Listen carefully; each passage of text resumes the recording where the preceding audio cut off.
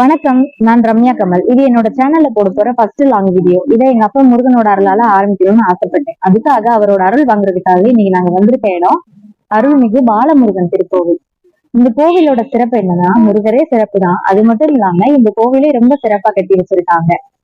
Actually தமிழ்நாட்டிலேயே இல்ல, இந்தியாவிலே இல்ல, உலகத்திலேயே இருக்கிற முருகர் சிலையிலேயே ஒரே கல்ல செதுக்கப்பட்ட 40 அடி உயரம் இருக்க பாலமுருகன் சிலை இங்க மட்டும்தான் இருக்கு. அதுவும் கிரானைட் கல்ல செதுக்கி வச்சிருக்காங்க. முருகரோட சிம்பலா இருக்க ஓம் ஷேப்ல தான் இந்த கோவில கட்டி இருக்கிறாங்க. அது மட்டும் இல்லாம கார்த்திகை நட்சத்திரம் தான் முருகரோட நட்சத்திரம். அதை ரெப்ரசென்ட் பண்ற மாதிரி நட்சத்திர வடிவுல முருகரோட இருக்க பீடத்தை அமைச்சு அதுக்கு நடுவுல முருகர் நின்றுட்டு இருக்கிற மாதிரி வச்சிருக்காங்க. அது மட்டும் இல்லாம இந்த கோவில்ல இருக்க சின்ன சின்ன தூண்கள்ல கூட குட்டி குட்டி வேல் வடிவத்துல செதுக்கி வச்சிருக்காங்க. குன்றிருக்கும் இடமெல்லாம் குமரன் இருப்பான்னு சொல்லுவாங்க. அதுக்கேத்த மாதிரி நம்ம முருகர் இருக்கிற இடமும் குன்றின் மேல் இருக்கணும் அப்படிங்கிறதுக்காக கீழே குன்று மாதிரி ஒரு வடிவத்தை ஏற்படுத்தி அதுக்கு மேல இந்த முருகர் நிக்கிற மாதிரி நிறுத்தி வச்சிருக்காங்க.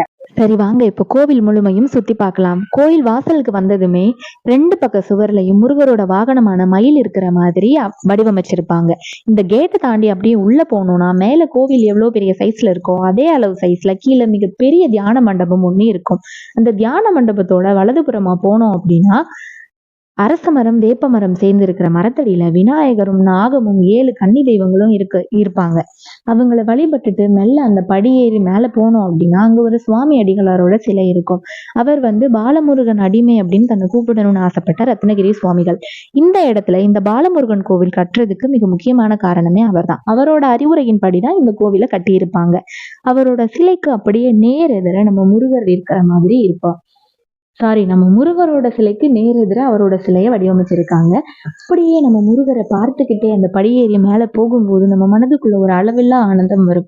இங்க முருகருக்கு மட்டும் இல்ல, நிறைய தெய்வங்களுக்கு சின்ன சின்ன கோவில் மாதிரி அமைப்புகள் இருக்கும். முதலில் பால விநாயகர், செல்லாண்டி அம்மன், தன்வந்திரி, விஷ்ணு பூதேவி ஸ்ரீதேவியோட இருக்கிற மாதிரி கோவில், அம்மையப்பருக்குன்னு ஒரு கோவில், சரஸ்வதிக்குன்னு ஒரு கோவில், ஹயக்ரீவர் லக்ஷ்மியோட இருக்கிற மாதிரி ஒரு கோவில், தட்சிணாமூர்த்திக்கு ஒரு கோவில், அதுக்கப்புறம் ஹனுமருக்குமே இந்த இடத்துல ஒரு கோவில் கட்டி வச்சிருப்பாங்க.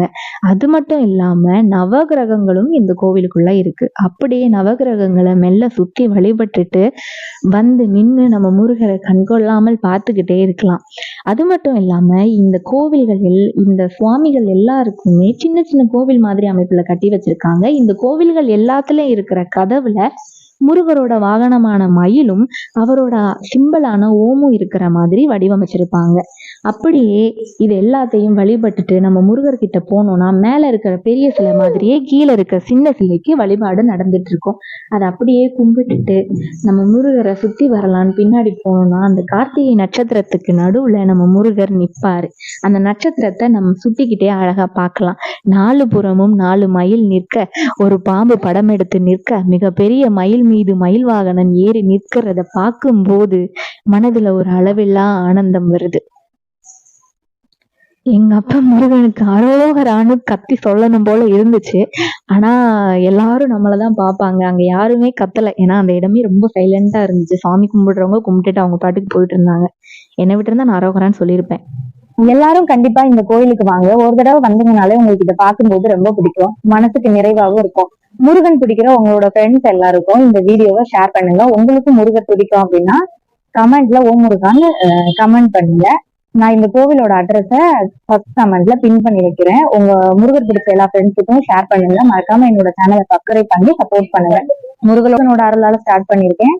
ஸோ உங்களோட சப்போர்ட் கண்டிப்பா வேணும்.